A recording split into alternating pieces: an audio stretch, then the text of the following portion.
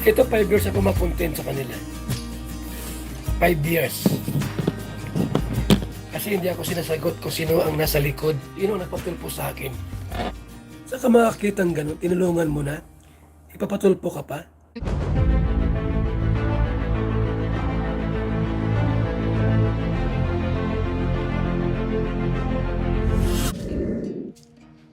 Ayun guys, shoutout po sa ating lahat. At muli po, ito po si Kuya July, ang inyong katugang, ang inyong kalingap na muling buwabati po sa inyo ng magandang araw, magandang gabi.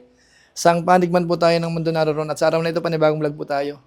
Meron po tayong maiksing vlog ho, reaction video, patungkol ho kay Kuya Bal Santos Matubang, na kung saan hanggang ngayon po, hindi pa po siya nakaka-move on. Yung narinig nga po natin kagabi, 5 years po siya magko-content hanggat hindi po nabibigyan ng maayos na sagot, bakit po siya pinatulpo. Ano ho?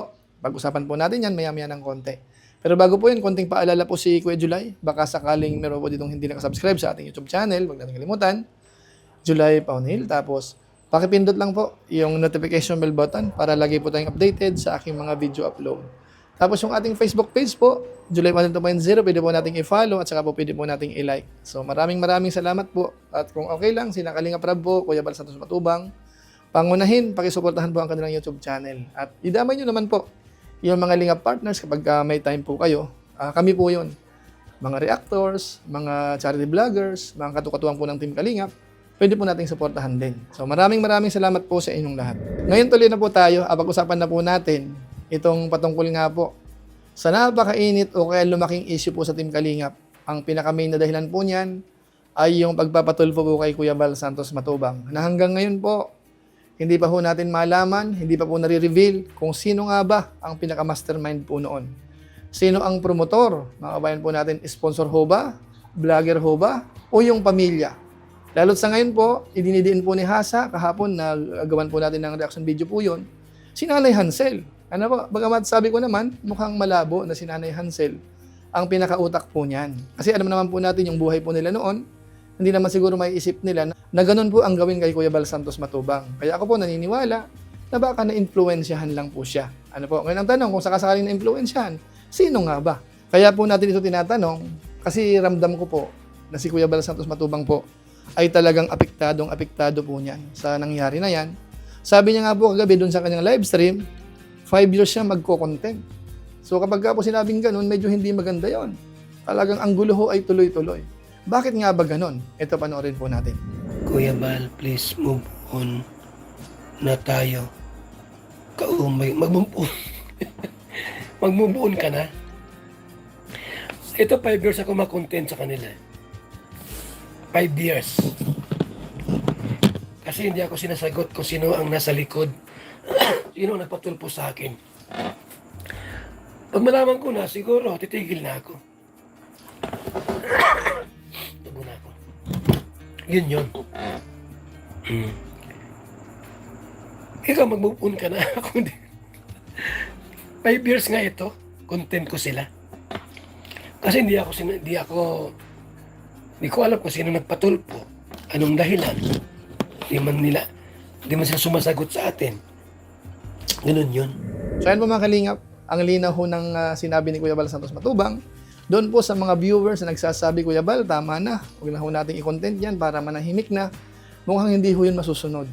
Ang sabi ni Kuya Bal Santos Matubang, hanggat hindi nagkakaroon po ng liwanag, ng linaw, bakit siya pinatulpo, siya ho ay magko-content na magko-content. At saka sinabi niyang 5 years, masyadong matagal po yun. Yung 2 buwan nga lang, 6 months ang tagal po noon. Ngayon kung sakasakaling totoo po yun, matinding content po yun, mga kabayan po natin. So ano ba magandang gawin dito? Siyempre ho, doon po sa mga nakakaalam, kailangan na pong i-reveal yan para magkaalaman bakit nga ba pinatulpo si Kuya Bal Santos Matubang. At alam niyo po ba na talagang matindi po yan kasi kaninang umaga na naman, nabanggit po uli yan ni Kuya Bal Santos Matubang. Ito ho, panoorin at pakinggan po natin. Tanong ko sa inyo, mayroon bang paglabag sa karapatang pangtao? Tarpaulin. Mukha ni Hansel, ni Beyonce, ni Taybiran. Tapos yung mukha ko pinakamaliit. Nakalagay, bakit pinatulpo si Bal Santos Matubang? Kasi po yung aking tanong, di pa nasasagot. hindi pa po na nabigyan ng kasagutan yung ating katanungan. Bakit ako pinatulpo? Yun ang tanong. Sino mga kasagot dyan? Pag nasagot nyo na, matigil na ako. Oo. At bakit ako pinatulpo? Saan ka makakitang ganun? Tinulungan mo na? Ipapatulpo ka pa? Ang kapal ng mukha talaga. Makapal pa sa bato. Kung napasok nyo sila, sige, sila ang pasukin nyo. Pero magawa ko ng tarpaulin. Tarpaulin. Pamilyang makapal ang mukha. Kasuhan nyo ako. Kasuhan nyo. Totoo naman. Masabi si Judge, Mr. Matubang, bakit mo sinabing itong pamilyang ito makapal ang mukha? Judge, yung bahay po pinagawa ko yan. Yung perang ginastos ko dyan, 180,000. Umakita ko sa bubong, Judge, lahat. Araw-araw, Judge, nandiyan ako sa bahay nila. Yung bahay, yung kwarto ni Biancy, pinaganda ko, Judge. Attorney. Yung CR, pinaganda ko rin. Pinatulpo ako. Masabi si Judge, talagang makapal ang mukha talaga. Sobrang kapal ang mukha.